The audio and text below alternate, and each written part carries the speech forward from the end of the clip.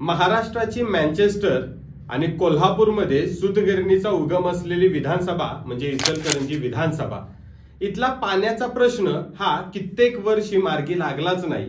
वेगवेगळ्या इलेक्शन आल्या आणि गेल्या, पण इचलकरंजीला पिण्याचा पाण्याचा प्रश्न सुटलाच नाही। याच विधानसभेचा आढावा आपण या व्हिडिओमध्ये घेणार आहोत। नमस्कार, मी स्वप्नील पाटील, लाईव्ह जनमतमध्ये आपलं सर्वांचं पुन्हा एकदा स्वागत आहे।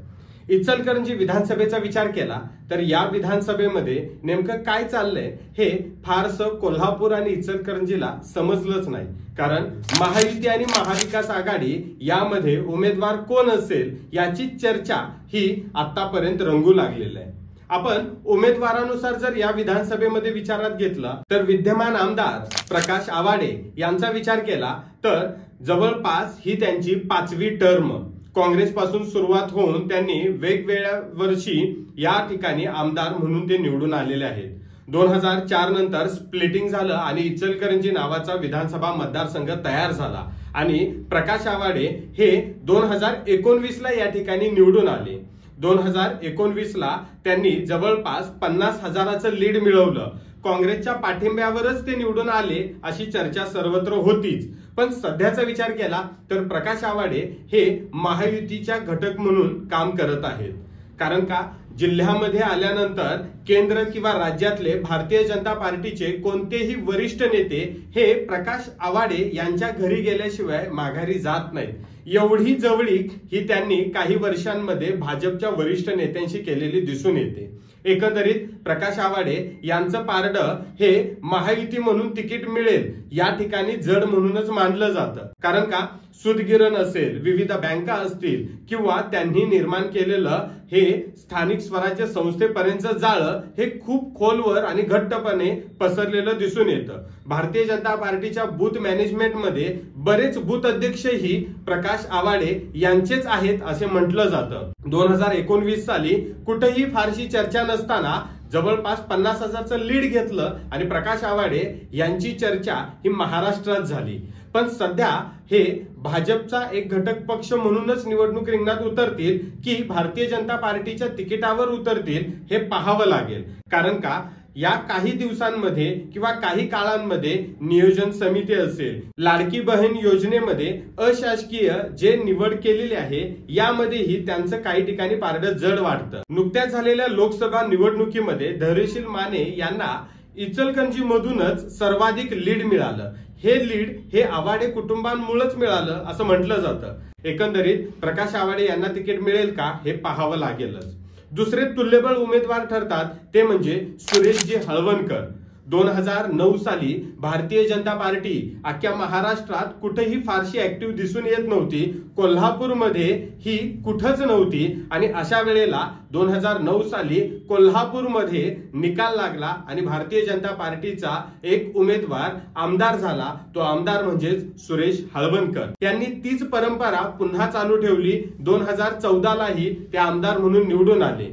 त्यांचा वट हा इचलकरंजीमध्ये होताच, पण त्यांना 2019 साली धक्का बसला आणि त्यांचा पराभव झाला। 2 वेळेला आमदार असलेले सुरेश हळवणकर यांचाही पगडा हा इचलकरंजीमध्ये आहेच। त्यांनी जी केलेली कामं, बूथ रचना ही तळागाळापर्यंत पोहोचलेली दिसून येतातच। इचलकरंजी हा तुलनेनं कमी एरिया असलेला मतदारसंघ आणि इथल्या प्रत्येक प्रभागामध्ये सुरेश हळवणकर आणि प्रकाश आवाडे यांनी केलेली कामं पोहोचलेली आहेतच। हे दोन्ही उमेदवार भारतीय जनता पार्टीकडूनच तिकीट मिळवतायत का किंवा त्यासाठी त्यांच्यामध्ये चुरस निर्माण झाली का अशी चर्चा सर्वत्र आहेच।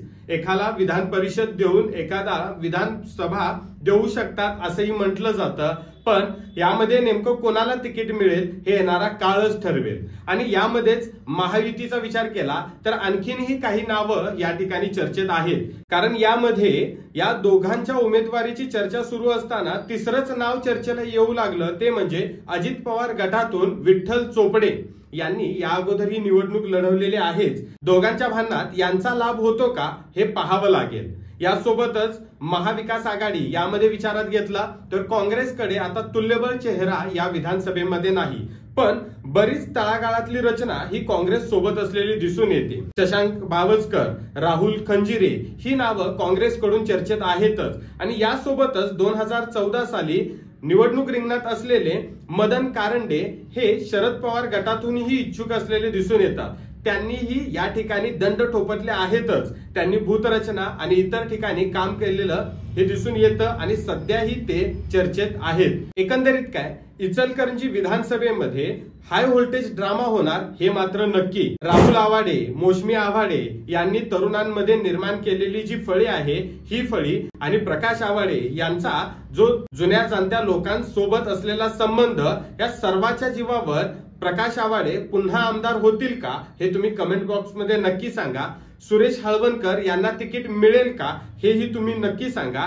आणि या ठिकाणी कोणीही आमदार होऊ, कारण यामध्ये विशेष लक्ष असेल ते म्हणजे येणाऱ्या येऊ घातलेल्या महानगरपालिकेच्या इलेक्शन मध्ये. कारण इचलकरंजीमध्ये पहिल्यांदाच ह्या निवडणुका होऊ घातलेत आणि इथं जो आमदार असेल त्या आमदाराचाच होल्ड या ठिकाणी राहणार हे मात्र नक्की. आणि ह्याच सर्वाच्या जोडणा घेऊन इचलकरंजीमध्ये 2024 साली मोठा ड्रामा होणार हे मात्र नक्की.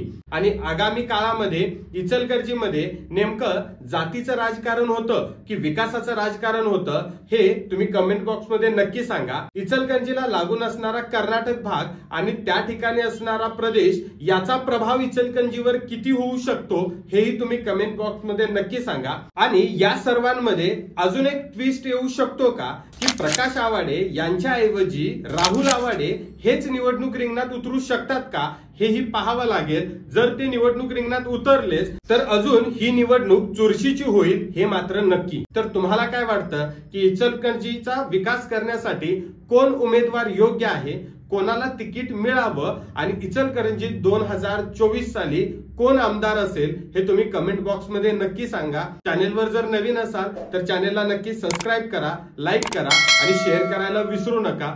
तुर्तास धन्यवाद.